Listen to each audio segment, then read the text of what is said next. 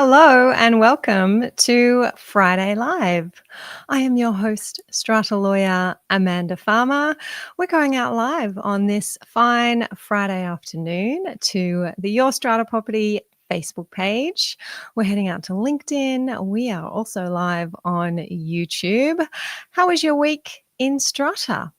That's what we're here to chat about. What are the topics of interest? What do we need to know? What's been going on in our Strata space over the past week or so? I was last here about a fortnight ago. It is great to be back. There's lots that's happened in those couple of weeks, especially in my world. I was just saying today, I can't believe it's Friday again already. It feels like yesterday that I was in Sydney at the Kimpton Margot Hotel, beautiful hotel.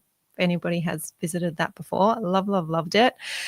At the Kimpton Margot with a room full of Strata managers. Our VIP day, the first VIP day that we have hosted in Sydney. It was fantastic. Been catching up with those managers this week as we continue our work together. You might have seen some snips, some video snippets from the day here on the page of what we were getting up to. Fantastic day, and a lot of those managers joining us again in about 5 months' time in Mudgee for our Mudgee VIP day. And if you've seen the video, if you've heard about the VIP days, if you are a Strata manager, wherever you are, we had Strata managers from across the country, manager from WA coming all the way over to Sydney to join our VIP day last Friday. If you've been seeing those videos, looking at the VIP days, please know that I only have 4 seats left in Mudgee for our Mudgee 2026 VIP day. That is Thursday, the 19th of March, 2026. Only 4 seats left. So if you are thinking about, got your eye on it, might join you, Amanda, for Mudgee, do jump in and secure your seat in Mudgee now. Team will pop that link here into the comments for you. You're all coming in fast and free here today. Hello to those joining us live. If you are catching the replay, which does hang around on Facebook for a little while, stays there on YouTube, but only hangs around on Facebook now for a little while. Hello to you. Give me your highs if you'd like to. Sean M is here. Hey, Thrasilla, how are you? I'm good. Thank you very much. Sean's saying it's 2 months till Christmas Eve. It's scary, isn't it, Sean? It is just upon us. Jen saying looking forward to today's topic. Thanks, Jen. Hey, David. How are you? Hey, Sean O. Jocelyn, thumbs up. Thank you very much. Daryl was with us at last week's VIP day and is going to be with us in Mudgee as well, saying it was an awesome day. Sure was. Thank you, Daryl, for your contributions. And hello to Strata friends. That's what we are here. Strata friends, great to have you here with me. I'm going to kick off today's agenda by usually I recap the podcast, remind you who I chatted to and where you can catch the podcast, but I am actually going to head straight into a media story, and you might pick up why. I will share my screen here with you. Natalie saying, here with bated breath for your weigh-in. Amanda, yeah, well, there's a story that's come out, and thanks to my team who collects these and brings my attention to these stories. It only came out yesterday, I think. So some of you might not have seen this yet. This is a story in insurancenews.com.au. Strata Group rebels against SCA reform. So we're told here, leading strata management company, PICA Group, the largest strata management company in the nation, says that it may cancel its membership of SCA New South Wales over the peak body's stance on commissions reform. Now, many of you, very educated, very engaged, who are tuning in here will know what we're talking about. SCA New South Wales announcing a couple of months ago that none of its members will be permitted, if they want to stay members, to accept insurance commissions from the 1st of January 2026. They're going to have to amend their contracts, their engagement terms with owners as they enter into new contracts from that date. So that's what the commissions reform is. Scrolling down, it is PICA Group MD and CEO Bobby Lahane who is saying that his company was not properly consulted before the FCA's announcement, and he fears the removal of insurer-paid commissions could shift up to $150 million of annual costs onto consumers. Mr. Lehane is also concerned that insurers will fail to pass on savings to consumers as companies inevitably optimize profitability. Now, look, I don't plan these things. I don't have some special knowledge about what's going to be going on in the strata space, but sometimes these things just fall into my lap. It was only the day before, or it might have been actually that day, the 22nd of October, that we released a podcast chat between me and John Trowbridge. And you'll see John Trowbridge's name is actually mentioned here in this article.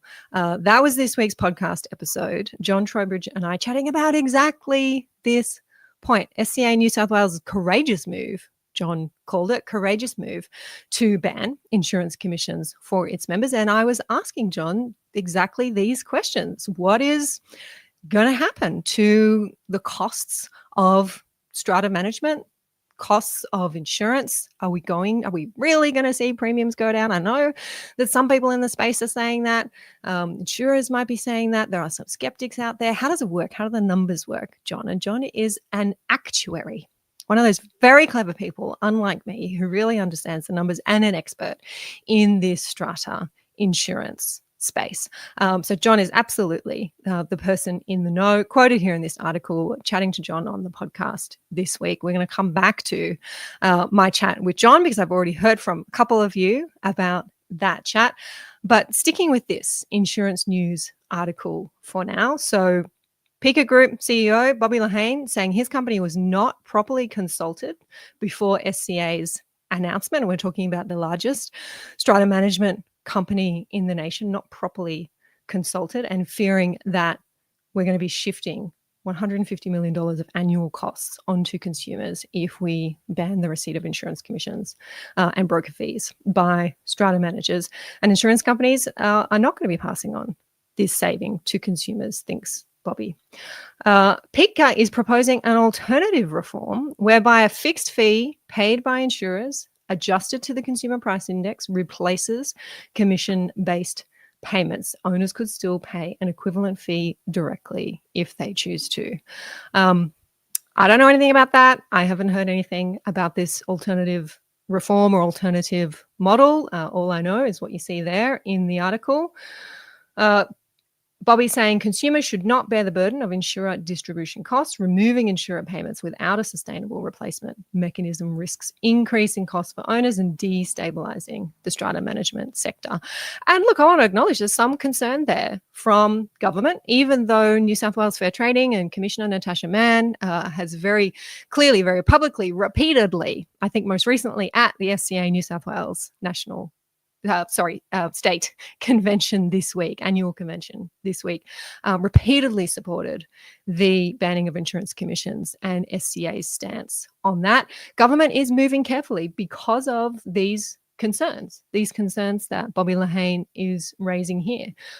We need to make sure that we have a sustainable strata management sector. We need to make sure that we're not suddenly and rapidly escalating costs for consumers. And that is why the Productivity Commission is looking into this proposed reform and going to, I imagine, give some recommendations to government, which once government has received those recommendations, decide whether it's going to legislate this ban for all strata managers, not just those who wish to be SCA members.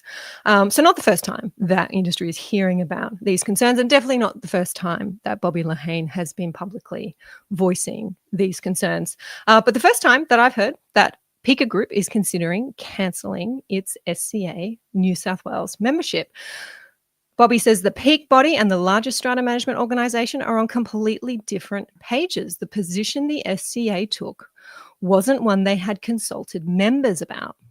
If your peak body doesn't represent things that are important to you, that you believe are important to the sector, then what is the point? Mr. Lehane is arguing that SCA is struggling to understand the complexity of larger organisations such as PICA Group. Okay, I just want to stop there because I've been talking about PICA Group and their CEO, Bobby Lehane, something that some of you know and some of you have spoken to me about and just checked in with me to check that I know this as well, is the members of the executive leadership team at PICA. I'm just going to scroll over here to the PICA website, PICA Group's executive leadership team. Bobby Lehane, Managing Director and Group Chief Executive Officer. We know that. We just read about that in the Insurance News article. Continue scrolling down here. Rod Douglas is the Group Chief Financial Officer, the Group Company Secretary, and the Executive General Manager of PICA. Now, I'm just going over here to a July 2025 SCA announcement on Facebook. Rod Douglas is an SCA New South Wales board member. So it comes as a little bit of a surprise to me and to others who have made contact with me rather recently that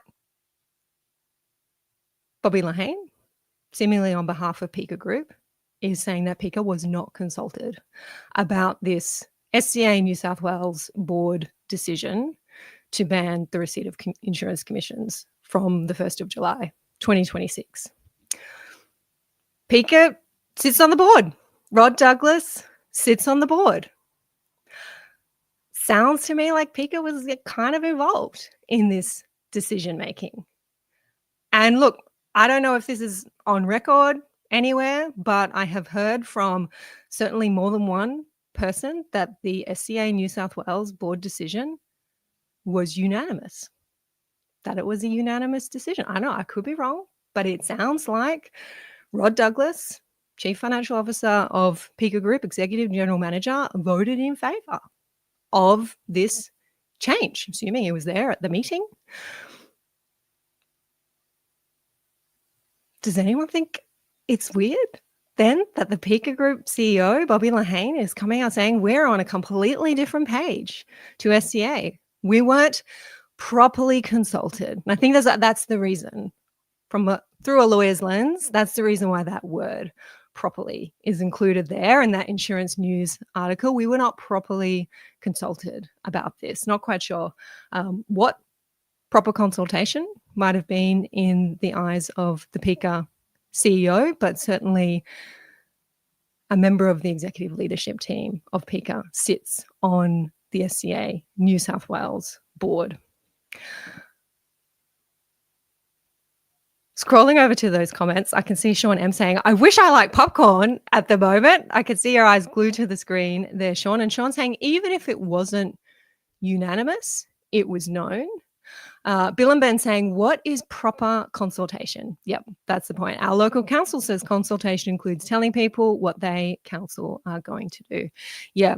So, I accept that those who sit on boards like the SCA board, though they may come from strata management companies, from service companies that supply strata managers, large and small strata management companies, those board members should be making decisions that are in the best interests of the members of the organisation, and taking off absolutely the other hats that they may wear as part of executive leadership teams or owners, for example, of strata management companies or of service providers. And it is absolutely possible that if Rod Douglas voted for this change along with the rest of the SCA board, he was doing so quite properly, credit to him, separately, and wearing that different hat separate from his position as part of PICA's executive leadership team, as absolutely he should have been. But, I'm not sure it's quite fair to be saying at this point that PICA Group wasn't consulted by SCA. And good question, Bill and Ben, perhaps one for Bobby Lehane. What would proper consultation have looked like to you? And I can say that on a number of occasions now, I have invited Bobby Lehane to come and be my guest on the podcast, as I have had SCA board members, as I have had John Trowbridge on the podcast. You're going to be hearing a little bit more from SCA representatives in the upcoming weeks as well. And Bobby has declined. It has declined to come and chat with me on the podcast so that I could ask these questions of him. So that's the big news in the strata landscape in New South Wales at the moment. And let me say to other states out there, Victoria, I see some rumblings talking about this issue in Victoria, Queensland, and the Queenslanders who tell me we don't have these problems up in Queensland. Yeah, think again. And please start learning from what New South Wales is going through now. Now, I'm seeing somebody saying that Daryl asked a very good question. So I'm just scrolling up to find your question there, Daryl. Did they consult anyone outside of the board? Yep. Good question, Daryl. I am not an SCA member, so I'm not sure what consultation may have happened outside of the board or outside of those strata manager members or with those strata manager members. And that's the good question for Bobby Lehane. What kind of consultation would you have liked there? Kareem saying, lol, looks like the biggest player in the industry is trying to use its size to leverage. The question is it big enough to win such a battle? Hopefully owners will get the outcome that most suits them. Yeah, I mean, I often say to my clients, in my legal practice, when we are involved in litigation or maybe about to commence litigation, or I'm giving some advice to my client about how they should approach a dispute with their owners corporation or members of the committee who are not meeting their legal obligations, and I say it is going to get worse before it gets better. That is what happens when you start to point out things that are going wrong in your building, where there is failure to comply with legislation, where a committee member might not be upholding their duties, where someone might not be doing the right thing. When you start to point these things out, the other side, your opponent, whoever that is, starts to feel a bit threatened and starts to feel like they need to go on the defensive. And they can often get loud and their emails become sharper. You get more emails. They get angry. They get angry because their position is threatened. I'm kind of getting that vibe. From the PICA Group here through it. And I'm careful in saying that because we have a member of the PICA Group on the board who seemingly supported this move, but another member of the PICA Group who very openly, very vocally, very publicly does not support this move. And for a number of months now, as I said earlier, this isn't the first time we're hearing these thoughts, this position from Bobby Lehane. For a number of months now, Bobby has been taking this position, but I do sense that the concerns are being raised a little louder now as we continue to move, as SCA has made this courageous move, John Trowbridge's word, courageous move, and it's looking like we are continuing to move to that end game of banning insurance commissions and broker fees for strata managers. David Glover, how are you doing? Saying, have you seen the follow-up media referring to the joint OCN ASIL media release responding to this PICA release?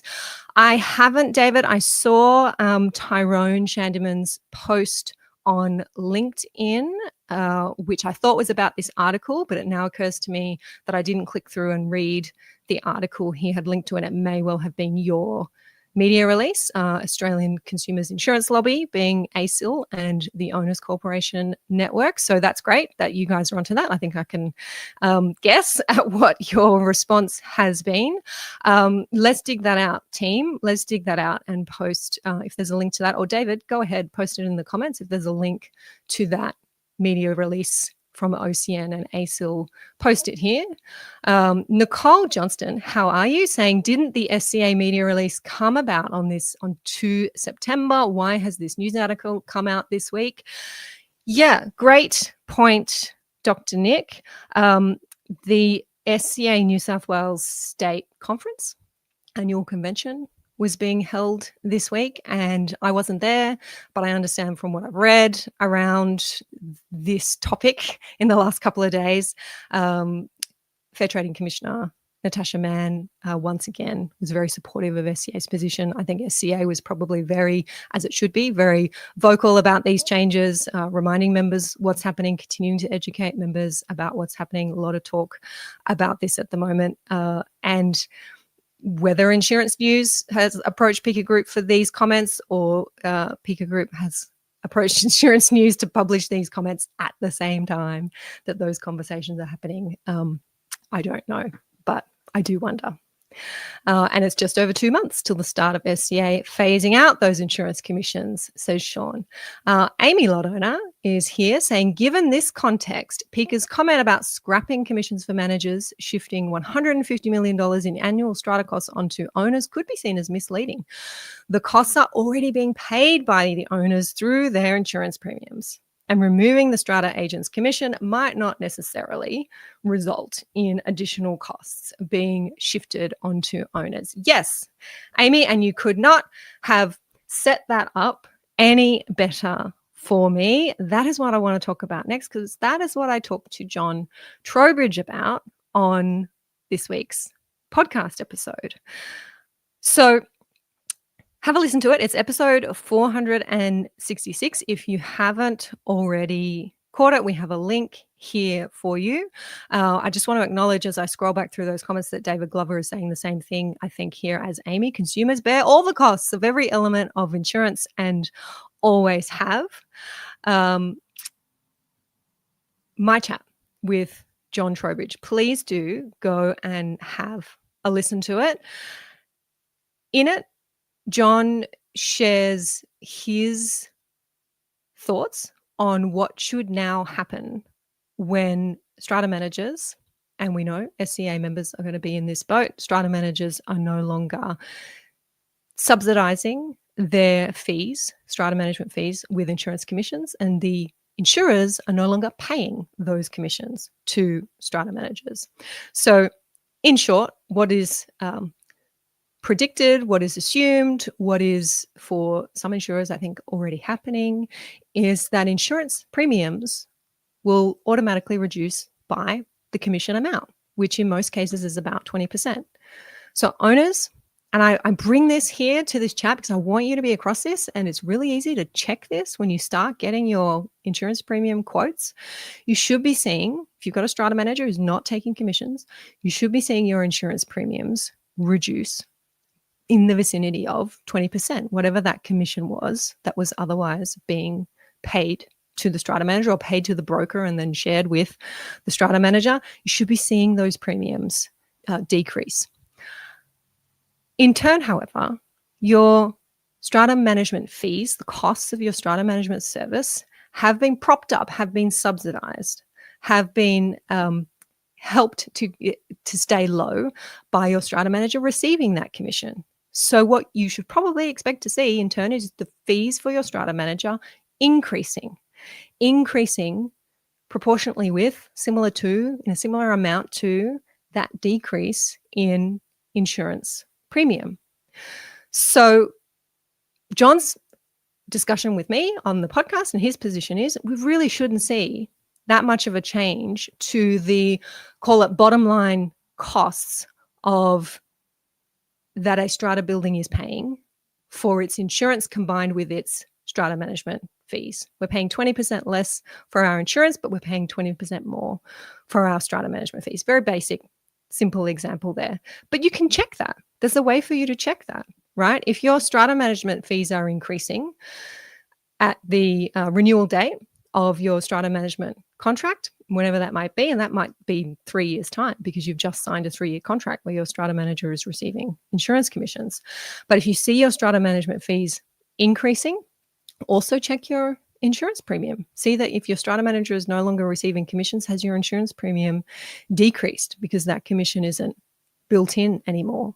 And if you can't match those figures up, if strata management fees are increasing and your insurance premium has increased as well, have a chat to your strata manager. Ask them about that.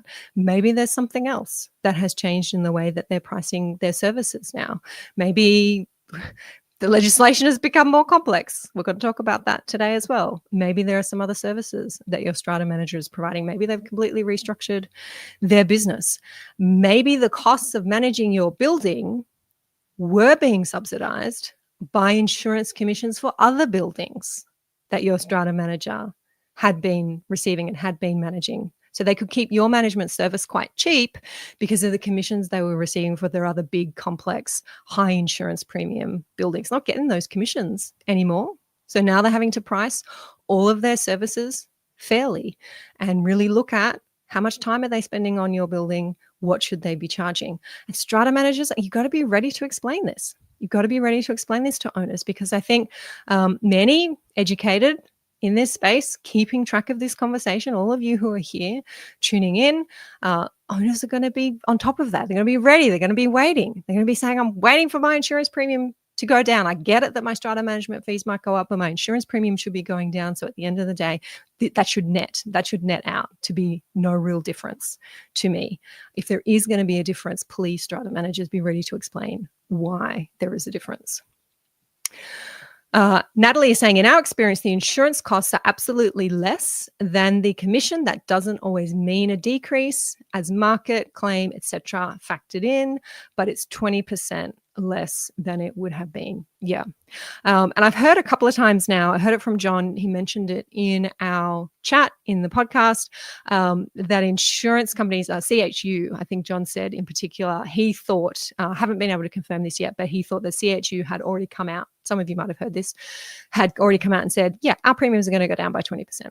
We're not paying commissions. Our premiums are absolutely going to go down by 20%. Because I raised this concern, and Bobby Lahane raises it as well in that article.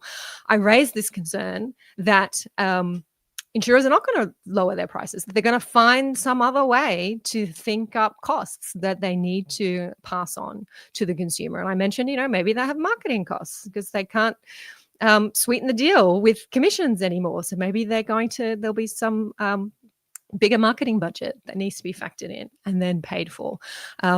John wanted to be quite clear in saying to me, well, as far as he's aware, insurers like CHU, one of the biggest insurers, if not the biggest insurer in the market, they've already come out and said, yes, our premiums will be decreasing by 20% if we're not paying insurance commissions.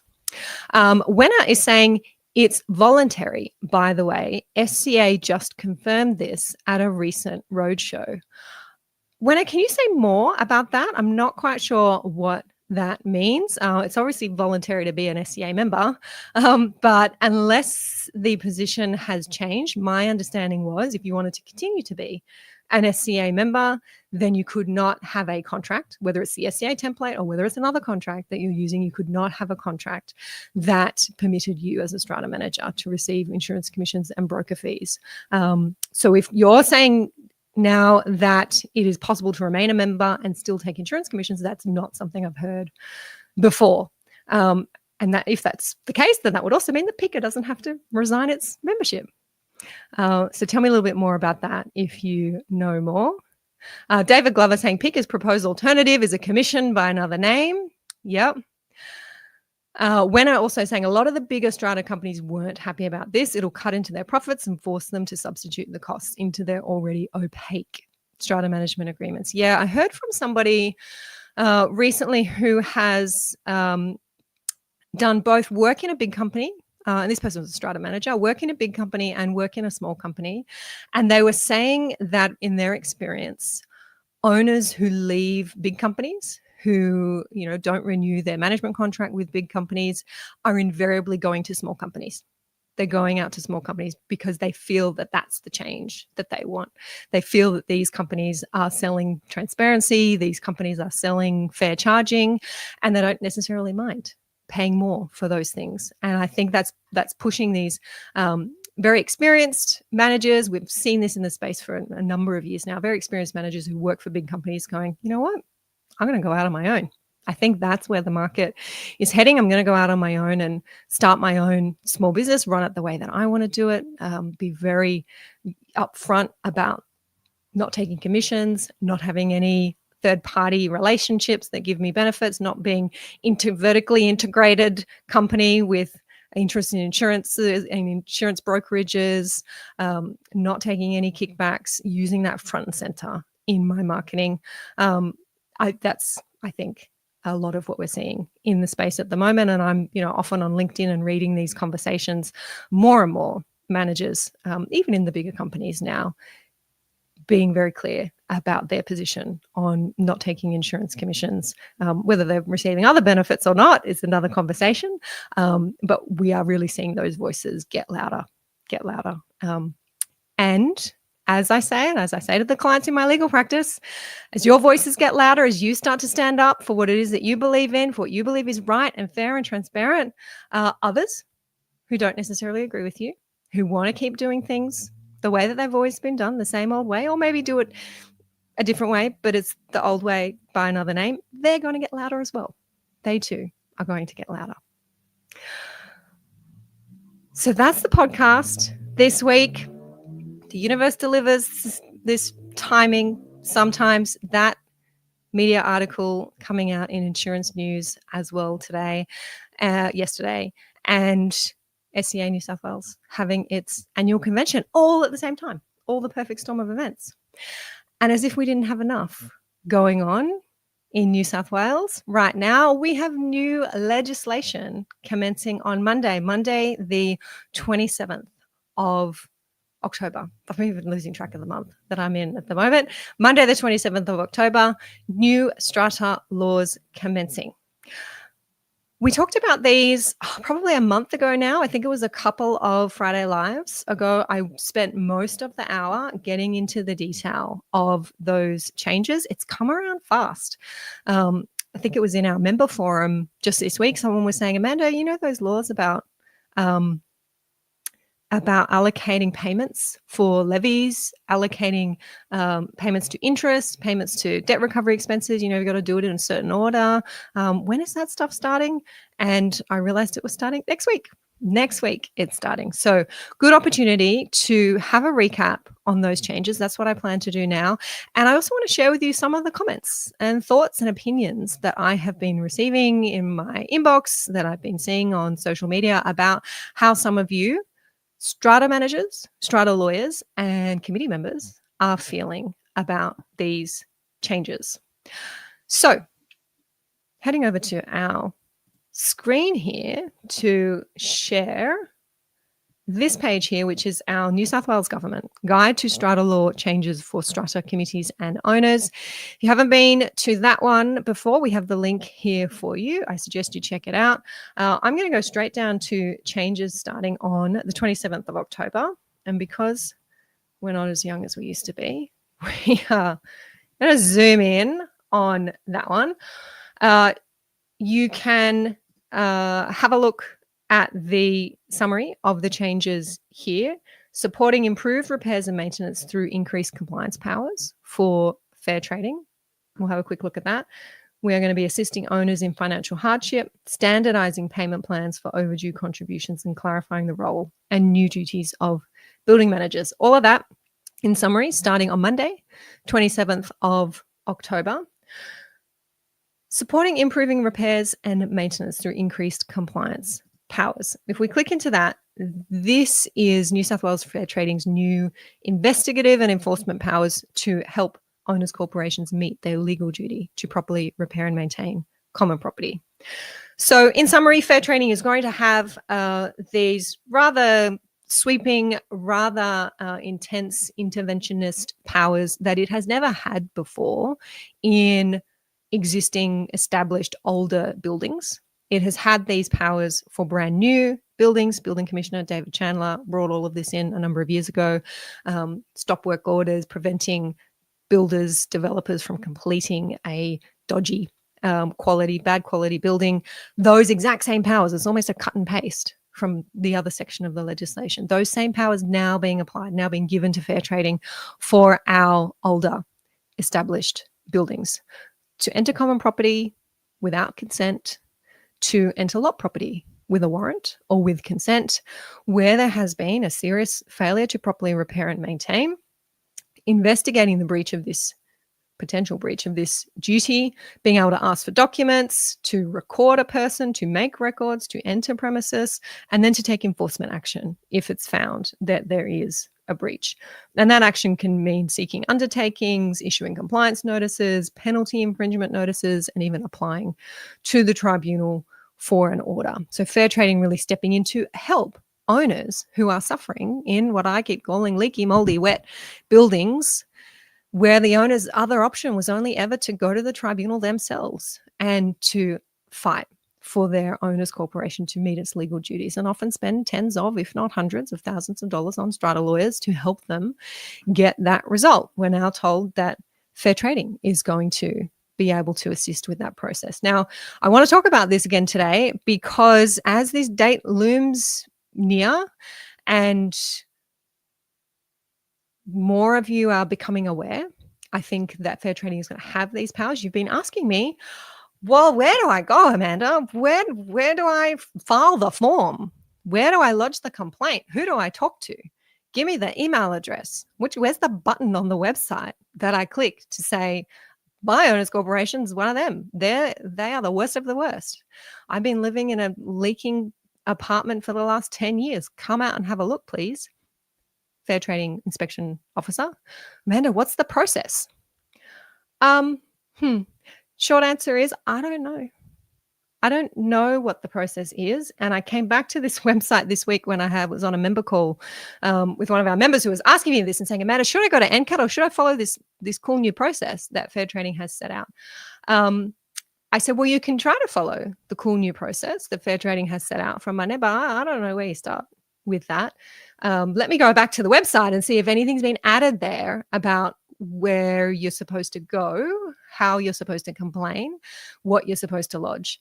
And I don't know if I'm missing it. Please let me know. I say these things here out loud so you can help me help you. But I couldn't find it. So I'm not sure 3 days out how this process is going to work.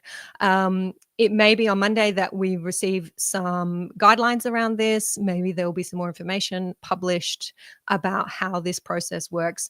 I imagine from some consultations and private consultation that has been happening behind the scenes that it's going to be a process where lot owners complain. They make a complaint. They lodge a complaint somewhere to someone, representative of fair trading, provide information, and then fair trading's officers go through that and pick really, I think, the most serious, the worst of the worst situations where safety is an issue, where there's a fire hazard, where there is a risk of serious property damage, injury or death.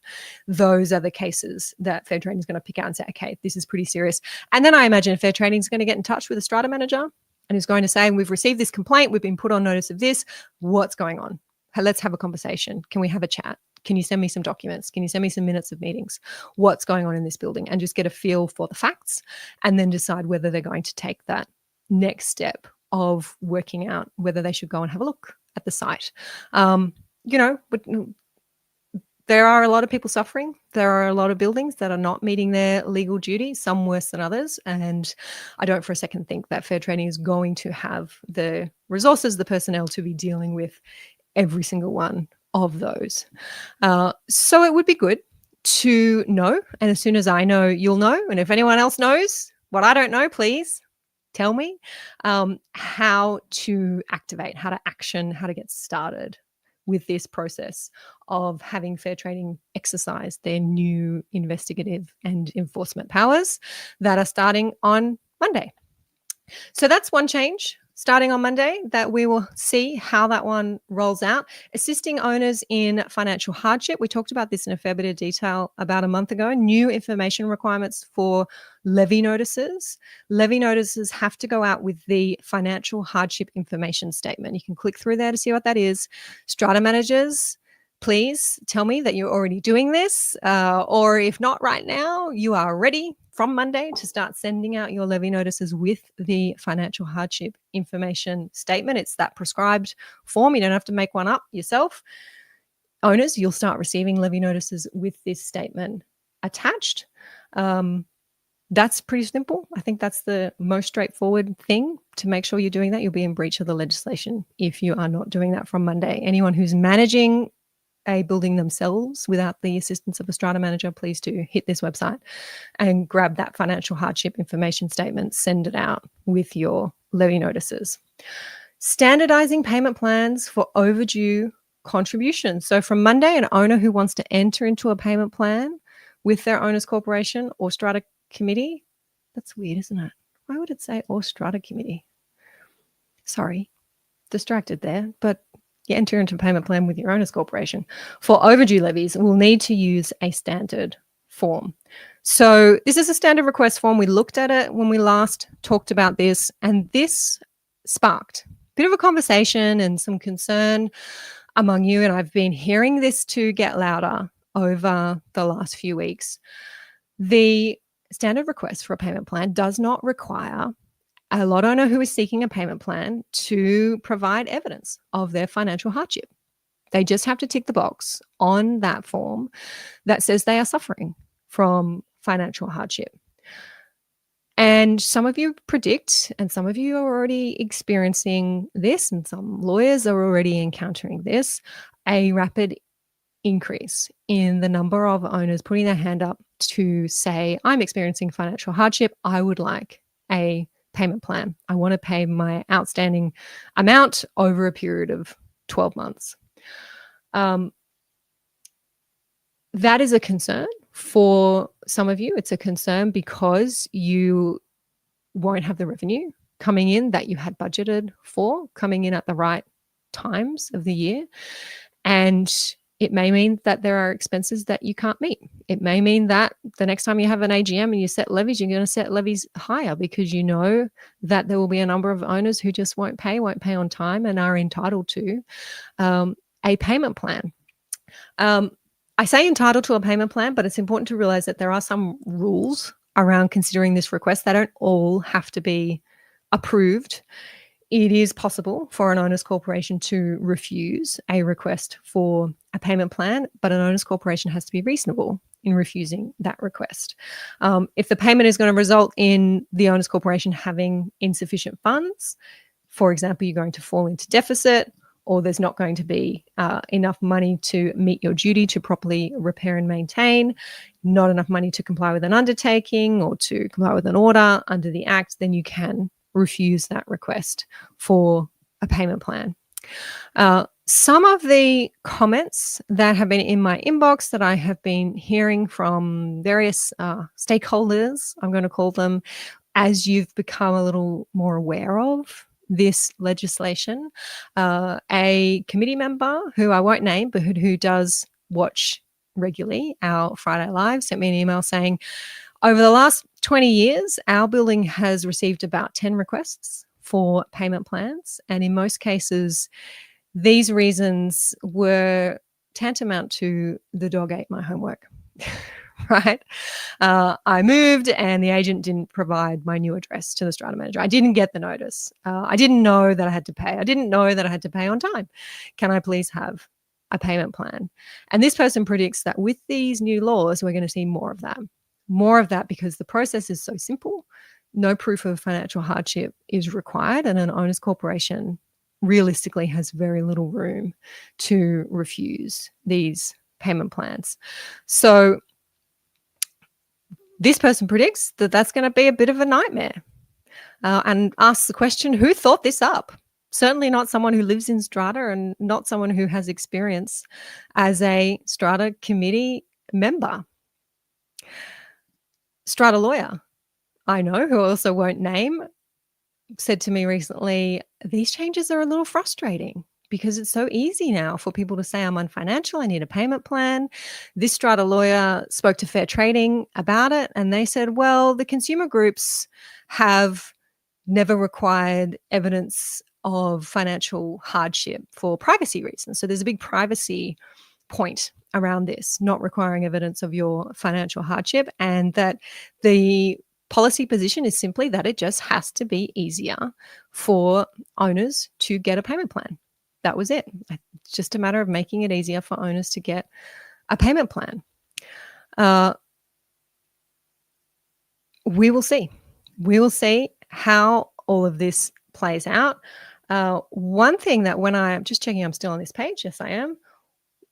One thing that I pointed out the last time we spoke about these changes, which I'm concerned about from a lawyer's perspective, and look, my legal practice does not do any strata debt recovery anymore. There are specialist practices out there that focus on debt recovery. This page doesn't talk about what I think is going to be one of the most impactful changes with these laws when it comes to unpaid levies. There is a change coming that relates to how and whether an owners corporation can recover its costs of having to sue a lot owner who hasn't paid their levies at all or is not paying their levies on time. Until now, it's been pretty clear in the legislation that an owners corporation can recover its expenses, and that's generally legal costs incurred when it is recovering unpaid levies from the lot owner. So the lot owner, by the time you get to court, tribunal, lot owner should be paying both their overdue levies and interest, and also this expenses, the legal expenses that the owner's corporation has incurred having to go through that process because you didn't pay your levies on time. After you've been given, by the way, a lot of notice, a lot of warnings, a lot of opportunities to pay, owner's corporation then generally recovers its legal costs. That is changing. And that's not, unless I'm missing it, that's not here on this page, but it's in the legislation. So here on the page, we talk about changes to how and when you can take action. So you can't take action to recover levies where there is a payment plan in place for those levies and the plan is being followed. If action is going to be taken, you have to provide at least 30 days notice. There's also the fact that you need to apply the payment towards overdue levies in order of due date, then to any interest, and then to any costs that may have been incurred recovering the overdue contributions. But here's the thing. Under the new law, you can't charge those costs. You can't recover those costs unless you have already offered the owner a payment plan. So you have to be offering these payment plans. If you think down the track, you might end up suing this lot owner who doesn't pay their levies, and you want to recover your legal costs of doing that. You have to have first offered a payment plan, and probably harder, you need a court order or a tribunal order allowing you to recover those costs. That's now very, very clear. You can't just say, here's a letter and a draft statement of claim that a lawyer has put together. Please pay your overdue levies. The overdue levies get paid, and then you try to recover the whatever it is, $500 that the lawyer has charged you for putting the letter together and the statement of claim together. You can't just recover that from the lot owner. You need to have first offered them a payment plan, and you need an order from the court or tribunal allowing you to recover those costs. So this is making it harder and more expensive for owners' corporations to recover unpaid levies. And you're going to have to be really clear on this process. Strata managers, lawyers who you're working with who do this debt recovery, really clear on this process, the things you've got to do, the things you've got to set up, what you've got to offer. Notice, absolutely. Payment plan, yes, if down the track you want to recover these costs. Now, I've said this information is not here on this website, and as you're hearing me explain it, you might think, well, it's kind of complicated, Amanda. That's maybe not what this website is going to these complex areas, but I think it's very impactful. It is going to affect you guys. One place that I suggest you do go, and if I can get this on the screen, I'm just going to flick over. Yep, perfect. J.S. Mueller's website. So a lot of you will know Adrian Mueller, Strata lawyer. I know Adrian. I like Adrian. I think he's a fabulous lawyer. And I don't know if it's Adrian writing this one or writing these articles, but the team there puts out some really great and regular articles, particularly where we've got changes to the law, new cases as well. I read them, I love them and learn from them as a lawyer. And I often have owners, whether you're clients of mine or whether you're members in the forum, saying, Amanda, this article, have you seen this article from J.S. Mueller? This really explains this quite clearly.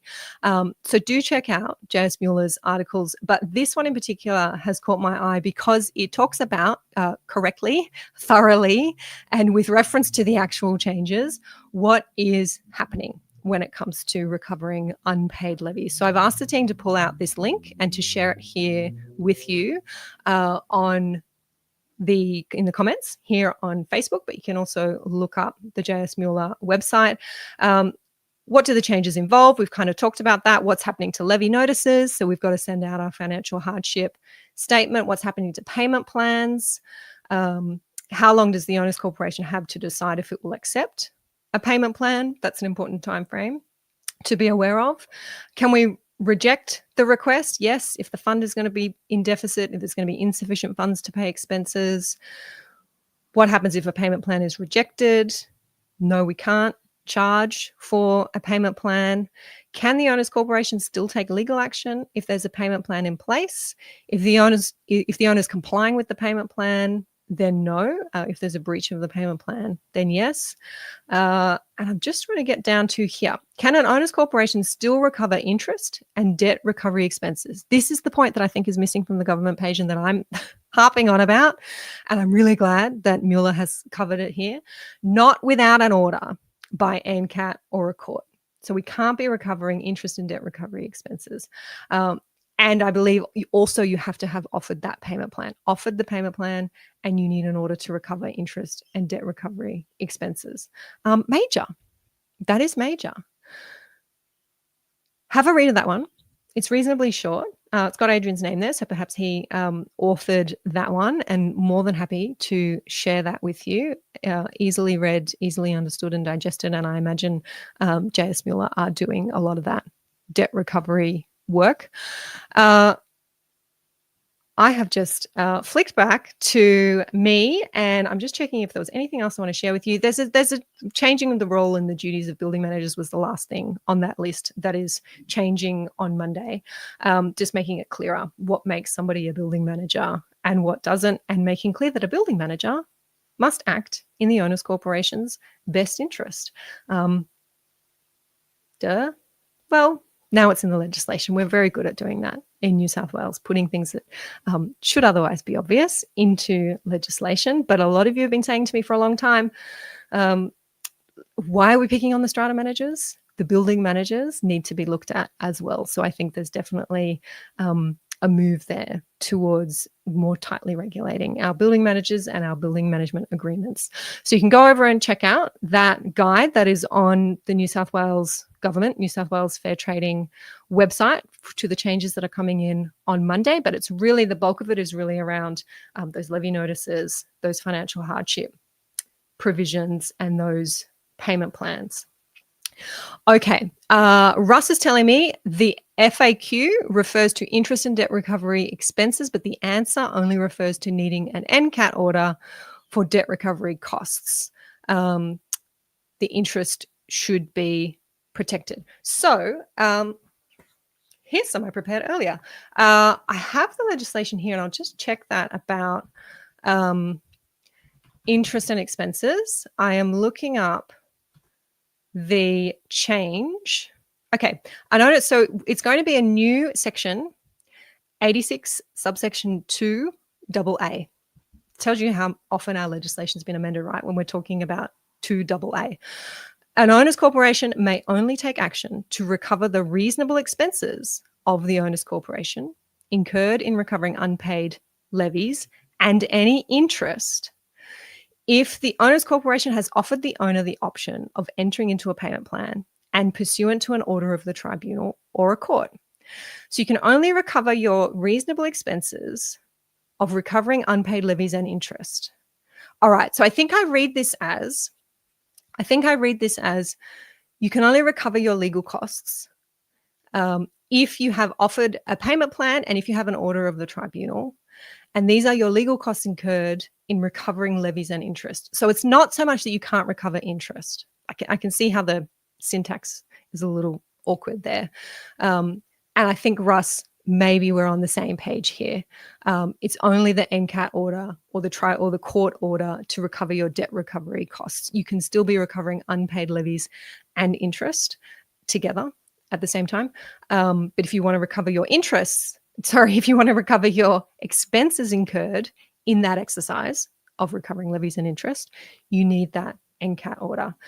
Yes, that's why that mention on the Mueller page about not being able to recover expenses and interest, I don't think that interest bit is correct. I think you can recover your levies and your interest, but your expenses are going to need an NCAT order.